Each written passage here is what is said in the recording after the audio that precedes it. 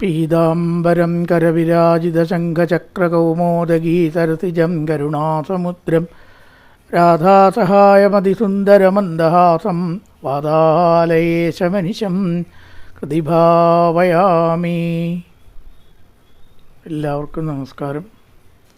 സനാതനധർമ്മസംഹിതകളിലെ വിജ്ഞാനശകലങ്ങൾ പങ്കുവയ്ക്കാനായിക്കൊണ്ടുള്ള ചാനലായ നാദശ്രീയിലേക്ക് എല്ലാവർക്കും സ്വാഗതം.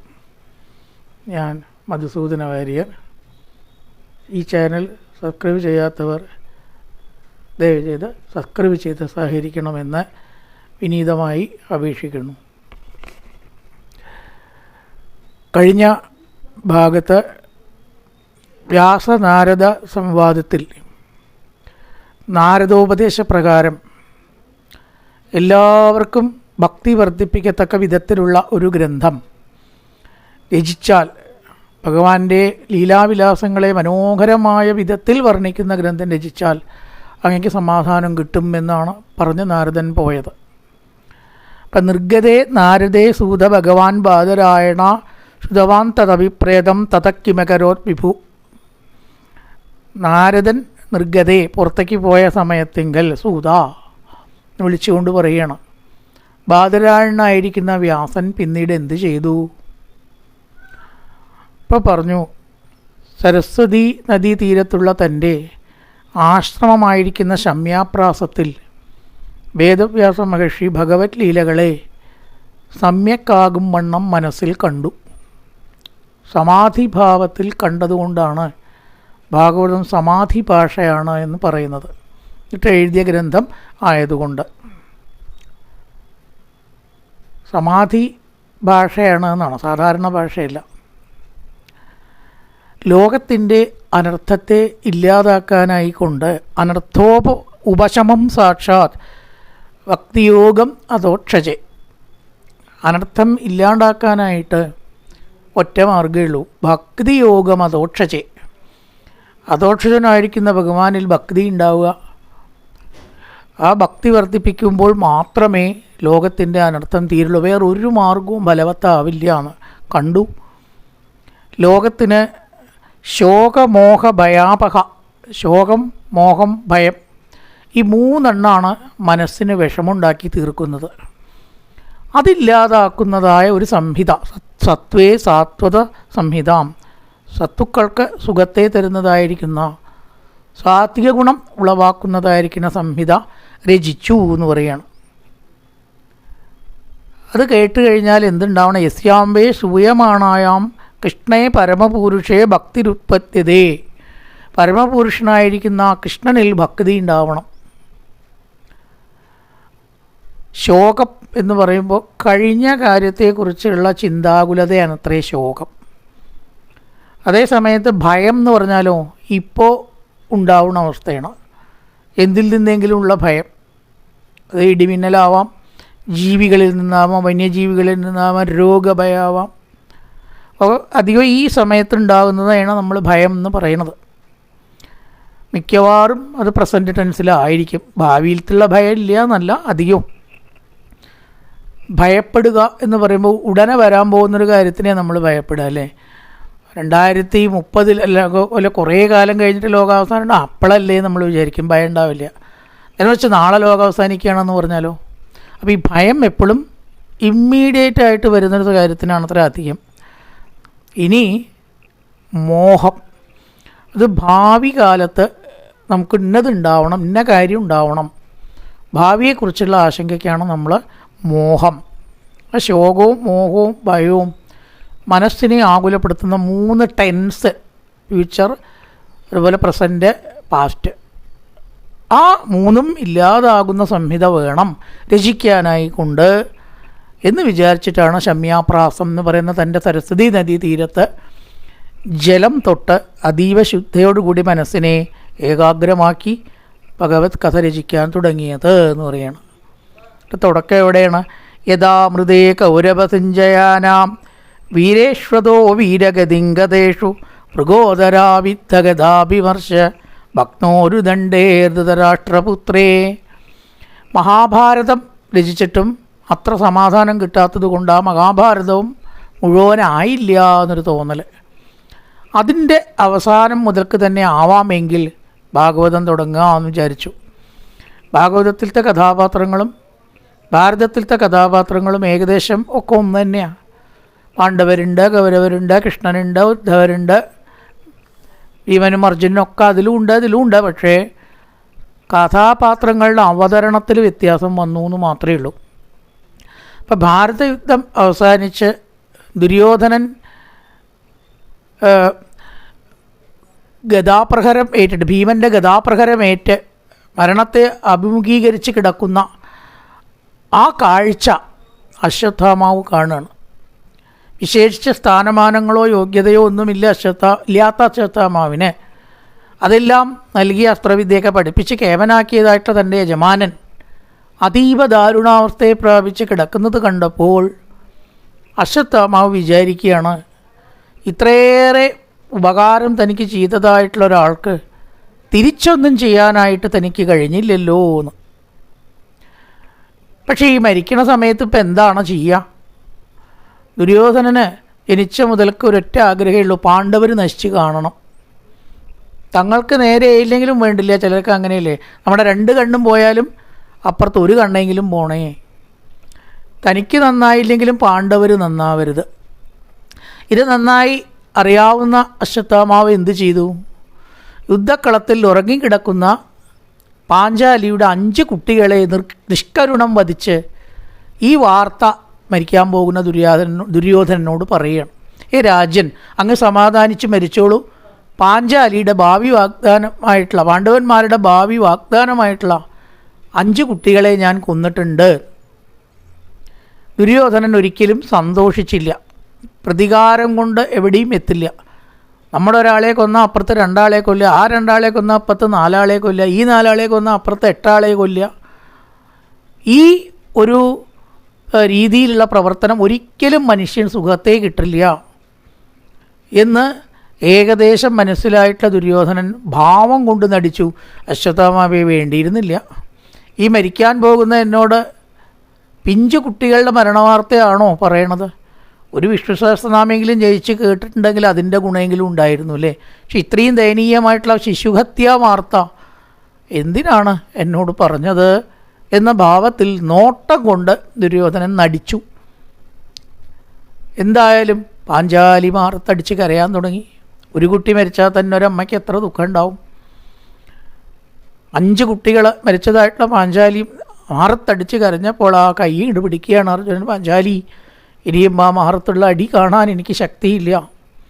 നമ്മുടെ കുട്ടികളെ കൊന്നിട്ടുള്ള ആ വ്യക്തി എത്ര കേമനാണെങ്കിലും അവനെ കൊന്ന് ആഹരിഷ്യെ ശിരസ്തസ്യ, അവൻ്റെ ശിരസ്സിനെ ഞാൻ കൊണ്ടുവന്ന് എൻ്റെ മുമ്പിൽ വയ്ക്കും. ആ ശിരസ്സിൻ്റെ മുകളിൽ ഇരുന്നിട്ടാവും ഈ മരിച്ച കുട്ടികൾക്ക് കർമ്മം ചെയ്യുകയെന്ന് ആസനാക്കിയിട്ട്. അതുകൊണ്ട് നീ സമാധാനിച്ചോളൂ എന്നങ്ങനെ പറഞ്ഞ് അർജുനൻ കുതിരപ്പുറത്ത് കയറി. അശ്വത്ഥാമാവ് ജീവനും കൊണ്ട് ഓടി. കാരണം അർജുനൻ്റെ കയ്യിൽ കിട്ടിയാൽ തൻ്റെ കഥ കഴിഞ്ഞത് തന്നെ എന്ന് അശ്വത്ഥാമാവിന് നന്നായി അറിയാം. അങ്ങനെ തളരുന്നവരെ ഓടി അവസാനം അർജുനൻ്റെ നേരെ പ്രയോഗിക്കാൻ ഒരൊറ്റ ആയുധമേ ഉള്ളൂ. അതെന്താണ്? ബ്രഹ്മാസ്ത്രം. ആ ബ്രഹ്മാസ്ത്രത്തെ ഉപസംഹരിക്കാനും അറിയണം. പ്രയോഗിച്ചു കഴിഞ്ഞാൽ ഉപസംഹരിക്കാൻ അറിയണ്ടേ? ശരിക്കും ഒരച്ച അശ്വത്ഥാമാവിന് അതറിയില്ല.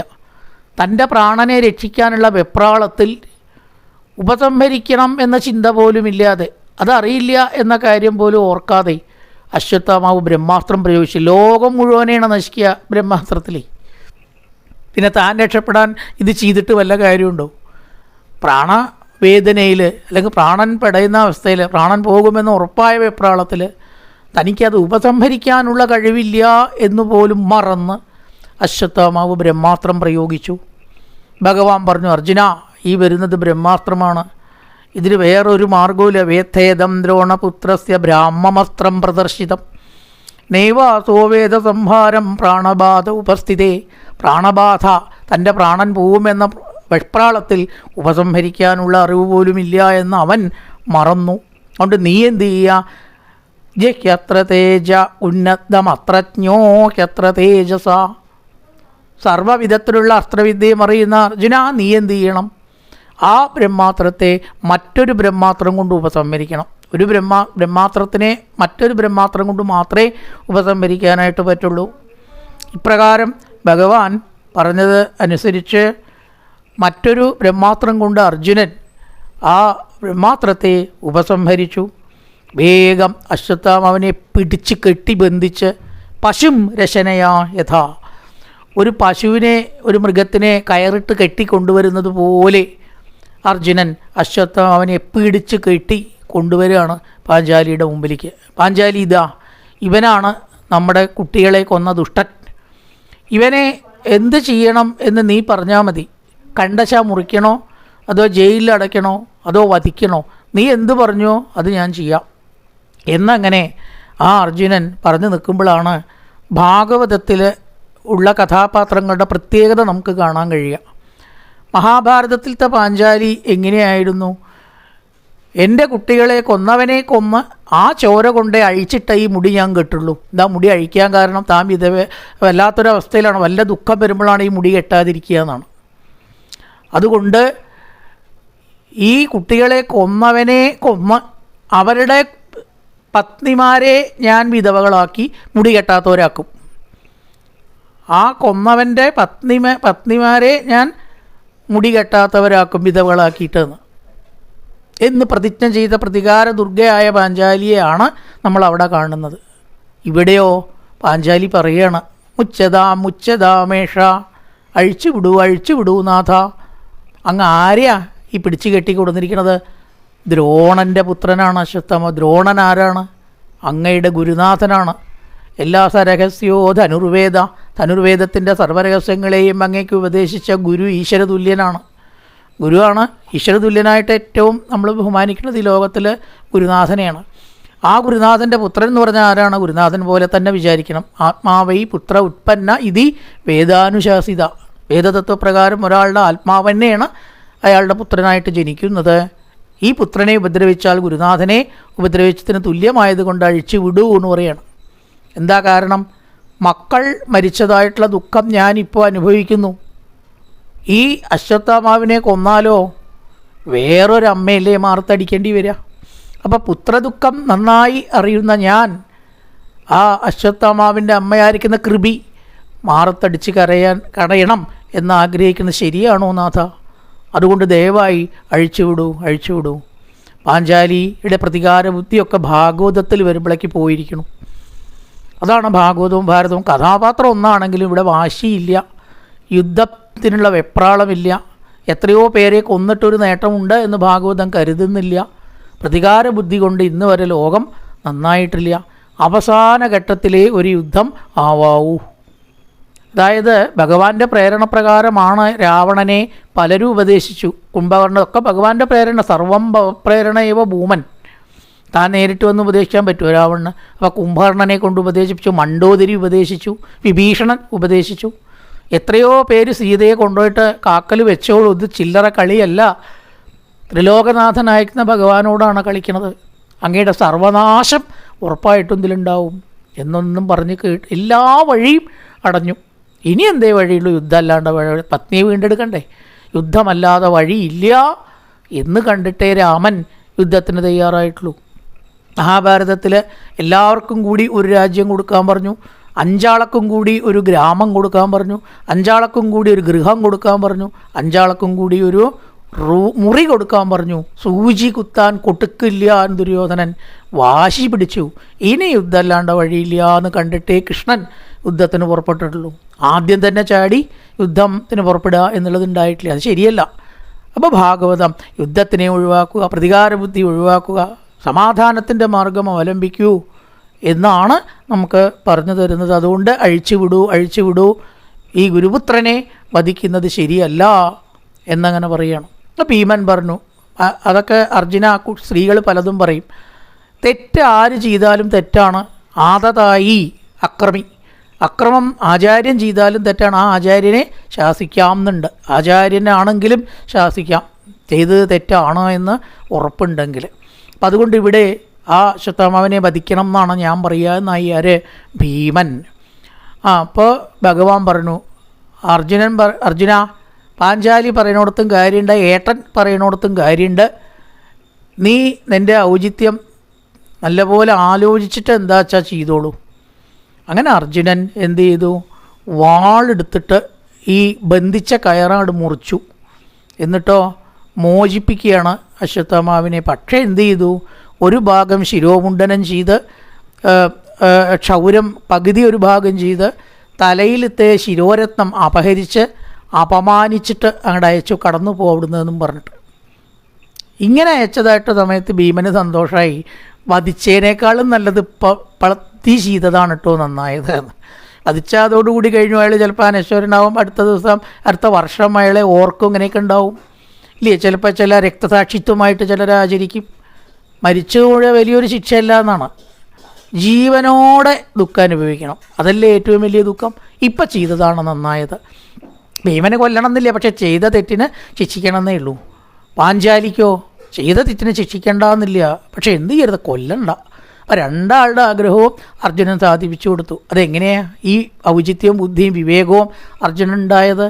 ഭഗവാന്റെ കൂടെ നടന്നിട്ട്, അല്ലാണ്ട് എങ്ങനെയാണ്?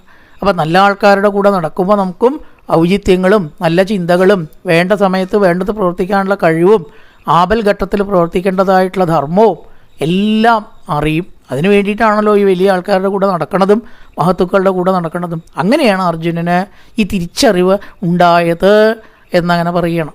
പക്ഷേ എല്ലാവരും അർജുനന്മാരല്ലല്ലോ. ഈ ലോകത്തിൽ എല്ലാവർക്കും വേണ്ടത് വേണ്ട സമയത്ത് ആലോചിച്ച് പ്രവർത്തിക്കാനുള്ള വിവേകമില്ല. അപ്പോൾ ഒരു പ്രവൃത്തി ചെയ്തിട്ട് നമ്മൾ ഒരു വിധം സമാധാനിച്ചിരിക്കുമ്പോൾ ചില ആൾക്കാർ അത് നന്നായില്ല എന്ന് പറയാം, വേറെ ചിലപ്പോൾ അതന്നെയാണ് നന്നായത് എന്ന് പറയാം. ഇങ്ങനെ വിരുദ്ധമായിട്ടുള്ള അഭിപ്രായങ്ങൾ വരുമ്പോൾ ഈ ചെയ്ത ആളാകെ ആശയക്കുഴപ്പത്തിലാവും. അങ്ങനെ ആശയക്കുഴപ്പത്തിലാവൊന്നും വേണ്ട. ചെയ്ത കാര്യത്തിനെക്കുറിച്ച് പിന്നെ ചിന്തിക്കേണ്ട ആവശ്യമില്ല, അല്ലേ? Goods one sold will not be taken back എന്നാണ്. ഒരിക്കലും വിറ്റതായിട്ടുള്ള സാധനം തിരിച്ചെടുക്കില്ല എന്ന് പറയുമ്പോൾ എടുത്തു കഴിഞ്ഞാൽ ചില ആൾക്കാർ പറയും, ഈ എന്തേ ഈ മോശപ്പെട്ട സാധനം എടുത്തത്, ഈ കളർ ഒട്ടും ശരിയായില്ല എന്ന് പറയും. വേറെ ചില തന്നെ വേണ്ട കേട്ടോ, കറക്റ്റ് കളറാണ് താൻ സെലക്ട് ചെയ്തത്. ഈ രണ്ടഭിപ്രായവും നമ്മൾ ഒരുപോലെ കേൾക്കുക നിർത്തുള്ളൂ. കാരണം goods one sold will not be taken back. തിരിച്ചെടുക്കുമോ? ഇല്ല. ഇതേപോലെയാണ് നമ്മൾ ചെയ്ത് കഴിഞ്ഞു കാര്യം. ഈ അവിടെ ഒരു തിരുത്ത് സാധ്യമല്ല എന്ന് വന്നാൽ അതിൻ്റെ അഭിപ്രായത്തെ ശ്രദ്ധിക്കാൻ പോകരുത്. ചിലർ നന്നായി എന്ന് പറയും, അതൊരു ചെവി കൊണ്ട് കേൾക്കുക. ചിലരോ വേണ്ടിയിരുന്നില്ല എന്ന് പറയും, അത് വേറൊരു ചെവി കൂടെ കേൾക്കുക. അല്ലെങ്കിൽ ഒരു ചെവി കൂടെ കേട്ട് മറ്റേ ചെവി കൂടെ വിടുക എന്നല്ലാണ്ട് കൃതകാര്യം ന ചിന്തയെ എന്നൊരു ആപ്തവാക്യമുണ്ട്. കഴിഞ്ഞാൽ പിന്നെ അതിനെ പറ്റിയുള്ള ധർമാധർമ്മ ചിന്ത വേണ്ട. പച്ച മലയാളത്തിൽ കഴിഞ്ഞ കുട്ടിയുടെ ജാതകം നോക്കരുത് എന്ന് പറയില്ലേ? കഴിഞ്ഞ കുട്ടിയുടെ ജാതകം നോക്കരുത് എന്ന് പറഞ്ഞാൽ ചെയ്ത് കഴിഞ്ഞ് വെച്ച് പിന്നെ അതിലൊന്നും ചെയ്യാൻ പറ്റാത്തൊരു സംഗതിയെക്കുറിച്ച് കൂടുതൽ ചിന്തിച്ചിട്ട് നമ്മൾ തല ഉണ്ണാക്കുകയോ നമ്മുടെ മനസ്സ് വ്യാകുലപ്പെടുത്തുകയോ ചെയ്യണ്ട എന്നുള്ളതാണ്. എന്തായാലും ആ അർജുനൻ വേണ്ട പോലെ പ്രവർത്തിച്ചു. അപ്പോൾ ധർമാധർമ്മ ചിന്തകളുടെ ഒരു വലിയ പരമ്പരയാണ് മഹാഭാരതത്തിൽ പറഞ്ഞുകൊണ്ട് പോകുന്നത്. ഈ ധർമാധർമ്മ ചിന്ത അനന്തമായിട്ട് നമ്മൾ ചിന്തിക്കാൻ തുടങ്ങിയ അറ്റം ഉണ്ടാവില്ല. ഒരു തരത്തിലും അതിനൊരു അവസാനമോ ഒരു ഇതോ ഉണ്ടാവില്ല. കുറച്ച് ചിന്തിക്കണ്ടേ വേണം, കുറച്ച് മാത്രം ചിന്തിച്ച് പ്രവർത്തിക്കുക, ബാക്കി ഈശ്വരനാണ് വിടുക. ഈശ്വരന് സമർപ്പിക്കുക. ഞാൻ ചെയ്തു കഴിഞ്ഞു, ഇനിയിപ്പോൾ അതിനെപ്പറ്റി ആര് പറഞ്ഞാലും ശ്രദ്ധിച്ചിട്ട് കാര്യമില്ല, ശ്രദ്ധിക്കാനായിട്ട് സാധിക്കില്ല എന്നുള്ളൊരു ഭാവത്തിൽ വല്ല പാപം ഉണ്ടച്ചാൽ അത് എങ്ങനെ പോവും? ഭഗവാൻ തീർത്തോളും.